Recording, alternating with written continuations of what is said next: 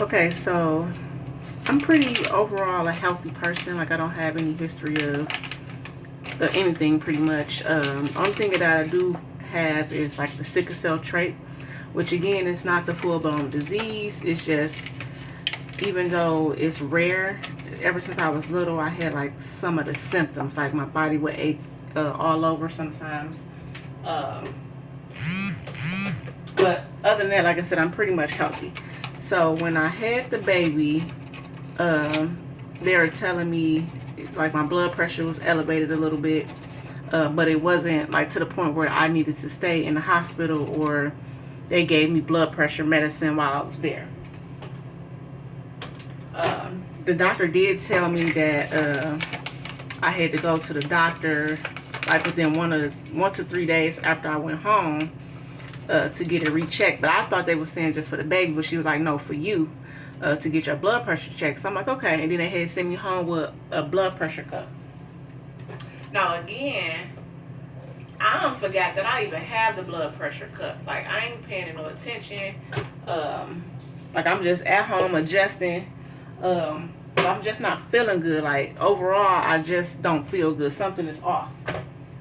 So my sister was checking up on me just because I just had the baby, and then my sister is also an ICU nurse at the same hospital I delivered at. So I was just talking to her randomly throughout the night for a couple days, and then this particular night, I'm like, when I had talked to her, I'm like, yeah, I'm just not, overall, I just feel shitty. I don't feel good.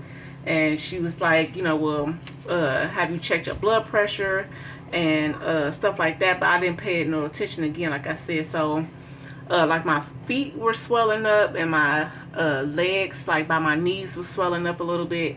And again, I'm like, I'll just shake it off. I'll take a shower. I ain't gonna pay it no attention. Maybe I just been sitting down too much. So when she suggested that I call the doctor, and who I'm affiliated with have like video appointments that you can get like right away. So when I did that, and I was telling the doctor my symptoms and what was going on, and he was like, he don't like the sound of it, because when I was taking my blood pressure, it was like 153. Stop playing with that light. Like 153, like over 86, and like 154 over 85. And again, I don't really know what these numbers mean, because I don't really deal with high blood pressure and stuff like that. But he was like, it's high. And my sister said it was high. And he said, not to make this a race thing, but a lot of black women die due to preeclampsia and high blood pressure after birth, because they do exactly what I was doing, not paying no attention, blowing it off, saying I'll just sleep some more, or I'll take a shower, or maybe it's just because I had the baby, I'm not feeling good. But we leave these little details unchecked, and it sent us into a health spiral that we can't recover from. So I'm like, all right, well, I'll go tomorrow. But actually it was already tomorrow, because when I had my video chat, it was like early in the morning, like 2-3 o'clock in the morning. So I went to the ER around I want to say 10, and I had checked in and told him, like, I was supposed to come and get my blood pressure checked, and I had just had a baby. Now I got released from the hospital initially on the 23rd of December, and I went to the ER on the 26th. So it was 3-4 days.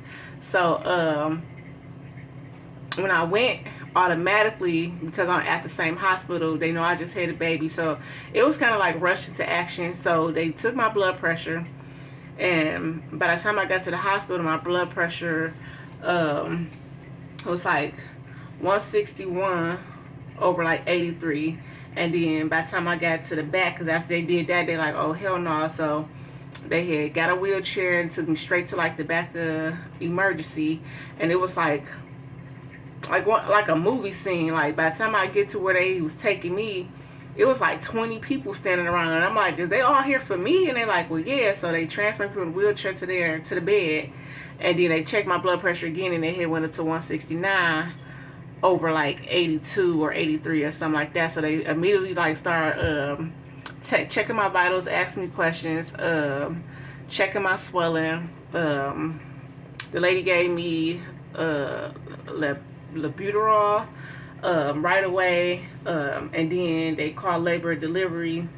And I'm like, well, I'm thinking I was just gonna take a little high blood pressure medicine, and they was gonna give me a water pill or something to drain the fluid off of me. But they're like, no, sweetheart, this is a little bit more serious than what you thinking.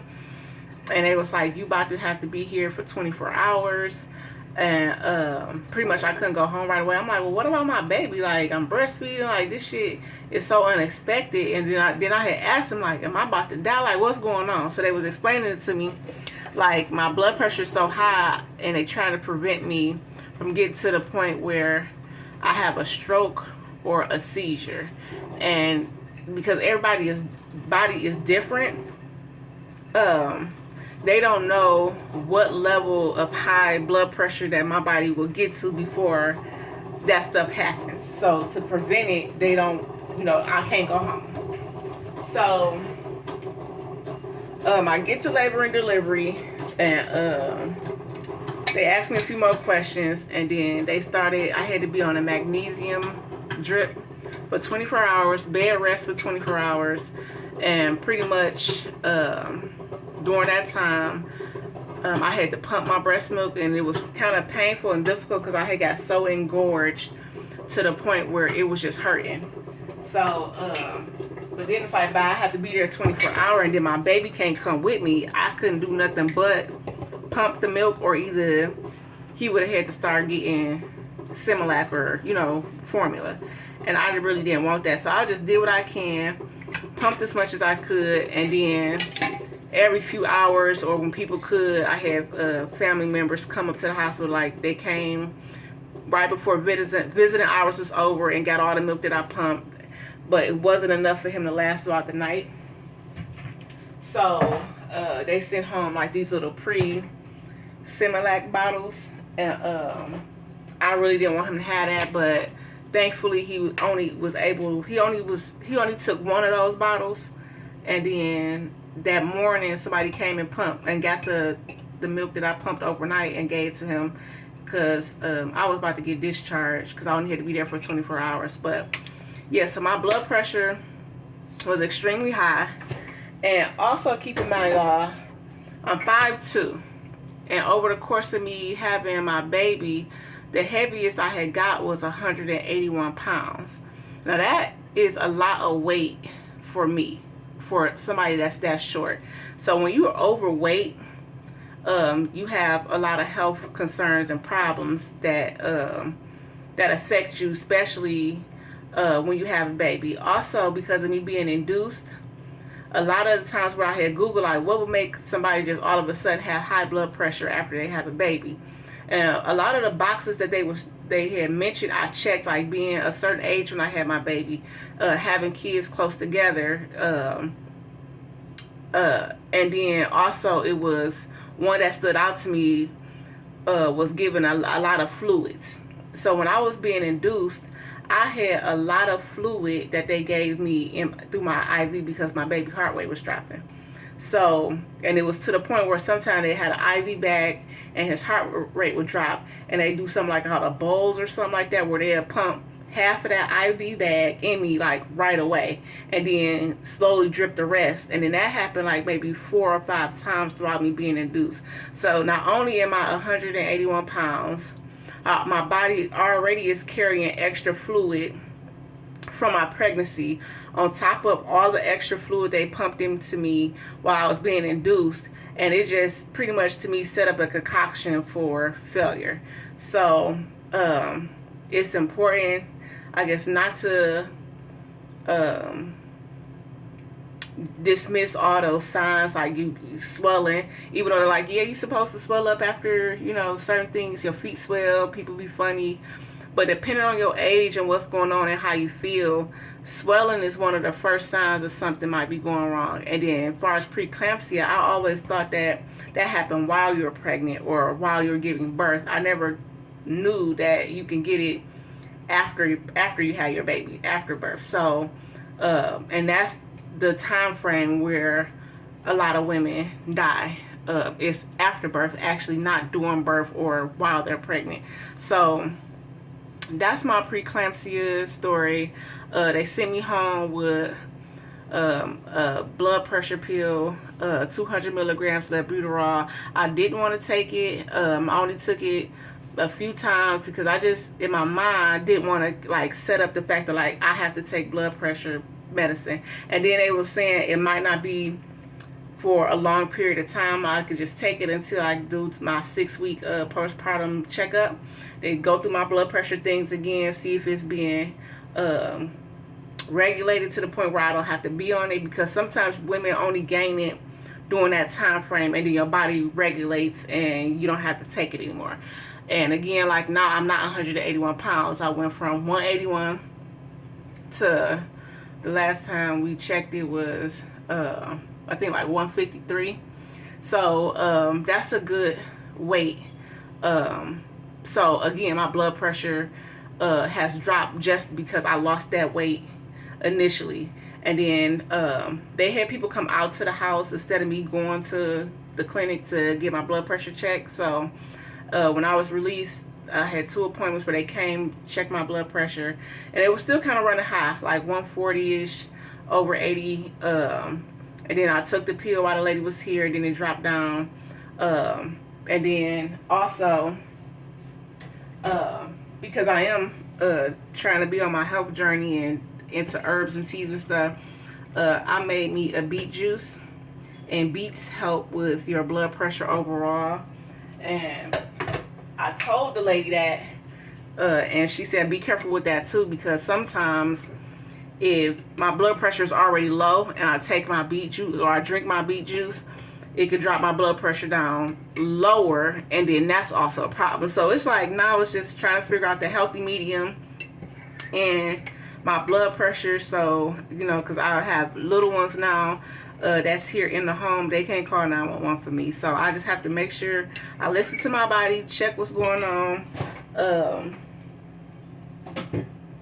It's almost gone now, but I made my own beet juice, and I drink this probably like once or twice a day, and probably like 4 gulps, 6 gulps, depending on how I feel. And then I made this lasts like maybe a week, and then or a week and a half, depending on if I'm taking it once a day or twice a day. And then my blood pressure literally has been 130. It was 130. I think 130 over 83.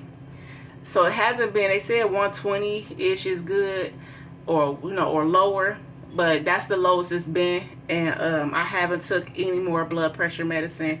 I'm scheduled for my postpartum checkup within the next week, because I couldn't get in sooner. So I haven't even been to that yet, and it's already 1:30. So I don't, like I said, I'm not taking the pill anymore, and I'm just gonna add the beet juice into my daily routine for forever, and along with all the other stuff that I come across that's healthy for me. But I'll put the recipe that I use for my beet juice in the description. If you use it and you like how it tastes, or if it lowers your blood pressure too, just let me know. And again, don't not stop taking your medicine. And if you do it with caution. So if you drink the beet juice, just know that you took the beet juice, and not to take the pill in the same day, because you don't want to go too low. And just see how it helps you with your high blood pressure overall. Or if you also had experience with preeclampsia, then let us know in the comments, so we could keep supporting each other and see how we could keep helping each other. But everybody that I came across on my way to the hospital, whether it was the receptionist over the phone, everybody had like a preeclampsia story, because she was saying like she went 2 weeks after she had her son, and they like if she didn't come, she probably wouldn't be here. So again, listen to your body and do what's best for you. But yeah, so I just think by me having all those extra fluids and all that weight, it really just set my body up in a crazy type of situation. But it's handled now. Drinking my beet juice, and I'm not looking back. So again, like always, thanks for tuning in, and I'll put up the next few videos soon, and also more resources.